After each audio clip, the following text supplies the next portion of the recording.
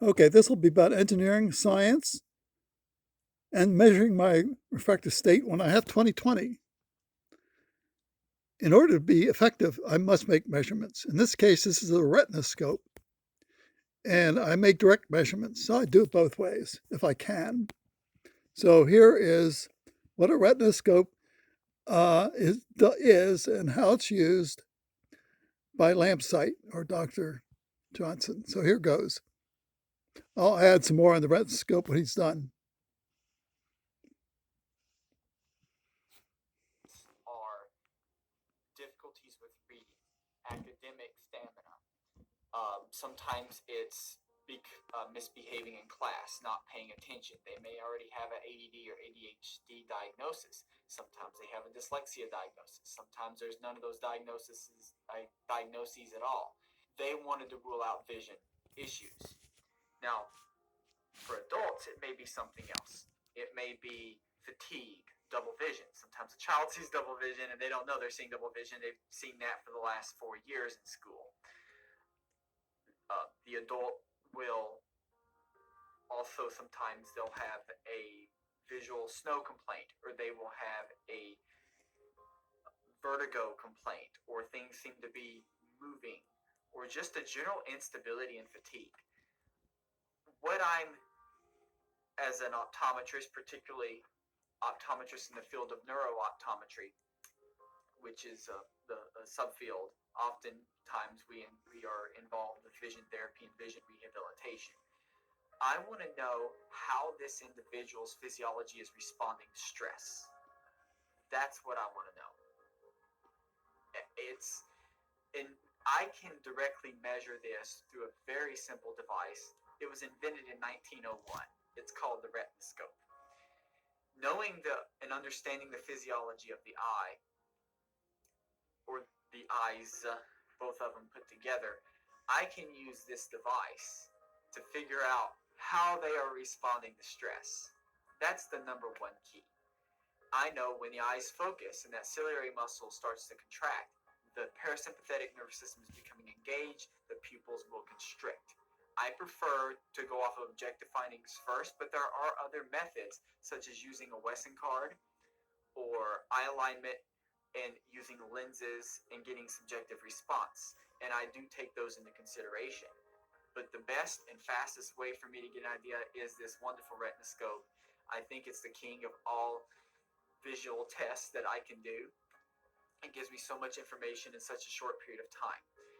And I will, they will oftentimes look at a target that I either put right up against the retinoscope and I move it closer to them, or I move it further away, or both.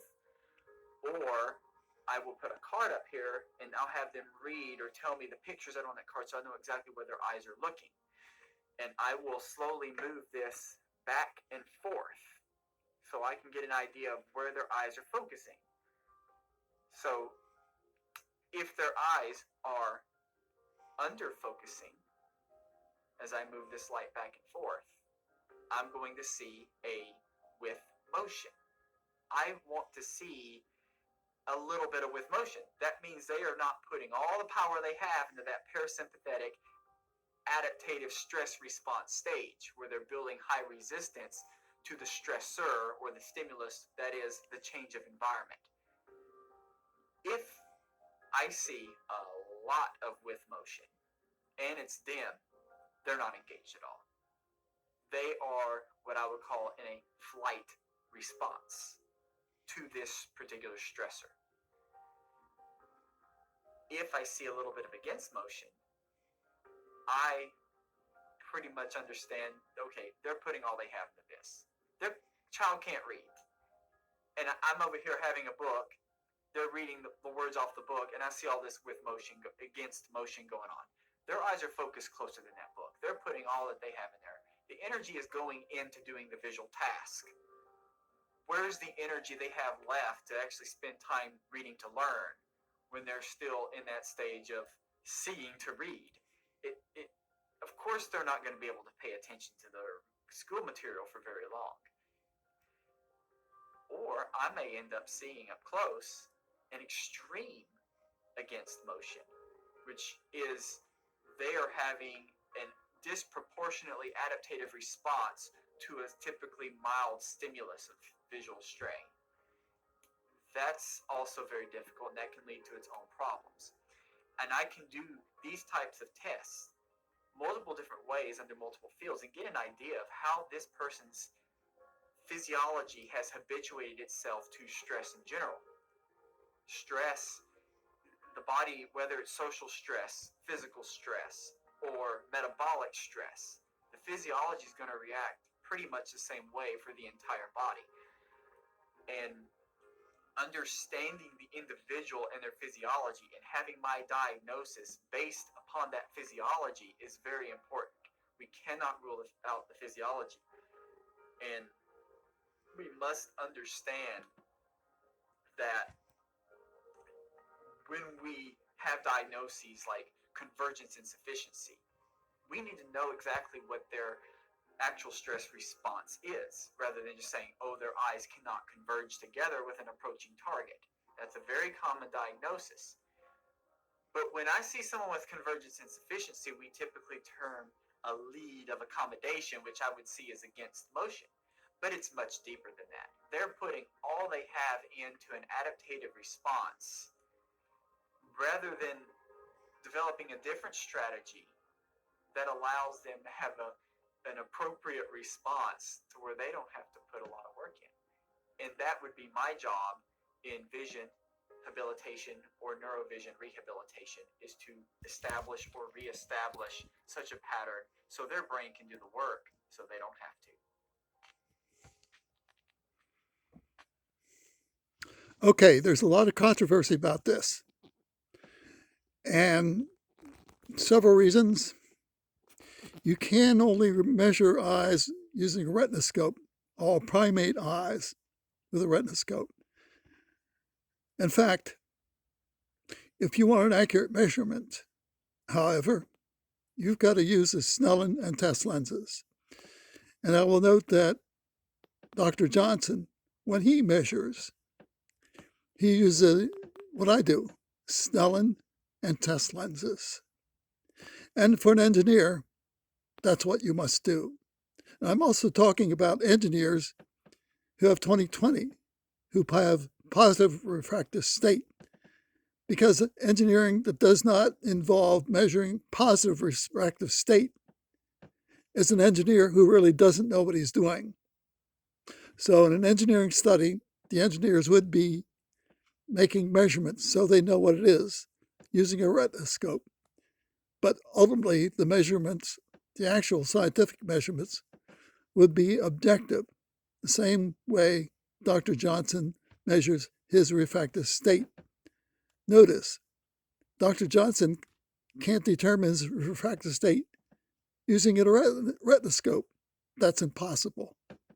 And that's why you have to have the engineers actually making the recorded measurements when they have 20/20 to determine how positive their refractive state is. And by this, I mean reading the 20/20 line and then reading the 20/20 line through a plus half diopter or plus 1 diopter lens. That's what I call an engineering scientific study. And I don't see any other way to do it. Remember Dr. Chua? He takes this whole issue as, well, it's not standard medicine. And so he discards all prevention. He also discards Dr. Rupa's efforts with their own children to institute prevention for them while their refractive state is positive and they have 20/20. And then you'll say, you don't have to do anything with those kids. They have 20/20. Why are you forcing them to read at 20 inches and play tennis when that doesn't have anything to do with it? And that's a type of why ophthalmologists cut you off from any discussion of the need for prevention when you have 20/20. And this is where a good engineer would have an educated choice.